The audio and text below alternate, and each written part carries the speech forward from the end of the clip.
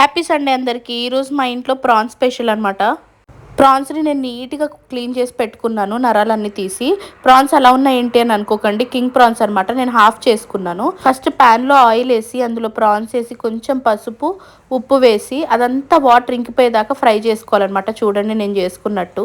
ఆ తర్వాత అందులోనే ఇంకొంచెం ఆయిల్ యాడ్ చేసుకుని ఆనియన్ పేస్ట్ యాడ్ చేసుకోండి. ఆనియన్ పేస్ట్ అనేది బ్రౌన్ కలర్లోకి మారిపోవాలన్నమాట. అప్పటిదాకా ఫ్రై చేసుకోండి. అందులోకి ఒక 2 చిల్లీస్ కట్ చేసుకొని వేసుకోండి. చూసారా, ఈ కలర్లోకి వచ్చేయాలన్నమాట ఆనియన్ పేస్ట్. అప్పుడే అందులోకి అల్లం వెల్లుల్లి పేస్ట్ ఒక 2 టీ స్పూన్స్ వేసుకోండి.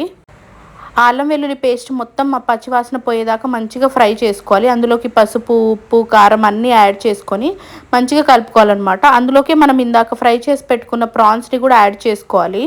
ప్రాన్స్కి ఆ మసాలా అంతా పట్టేలాగా మంచిగా కలుపుకోవాలన్నమాట. ఆ తర్వాత నేను ప్రాన్స్ కోసం ఒక మసాలా ప్రిపేర్ చేశాను. జస్ట్ ధనియాలు జీలకర్ర అండ్ పెప్పర్ ఆ 3 వేసి చేసుకున్న మసాలా అదొకటే యాడ్ చేస్తాను నేను ప్రాన్స్లోకి, ఇంకేం యాడ్ చేయను అనమాట. ఆ మసాలాను కూడా మంచిగా యాడ్ చేసుకొని ఆ ప్రాన్స్కి మంచిగా పట్టేటట్టు కలుపుకోండి. నేను కింగ్ ప్రాన్స్ తీసుకున్నాను. ఎవరైనా కింగ్ ప్రాన్స్ తీసుకున్న వాళ్ళు దాన్ని హెడ్ పడేయొద్దు అనమాట. ఎందుకంటే ఆ హెడ్లో మంచిగా ఒమేగా 3 ఫ్యాటీ యాసిడ్స్ ఉంటాయి, చాలా మంచిది హెల్త్కి. కింగ్ ప్రాన్ తీసుకున్నప్పుడు నేను అసలు దాని హెడ్ని వేస్ట్ చేయను అనమాట. ఖచ్చితంగా క్లీన్ చేయించి తీసుకురమ్మని చెప్తాను. సో ఆ తర్వాత మసాలా అంతా ఫ్రై అయ్యాక మనకు కావాల్సిన కన్సిస్టెన్సీలో వాటర్ పోసుకోండి.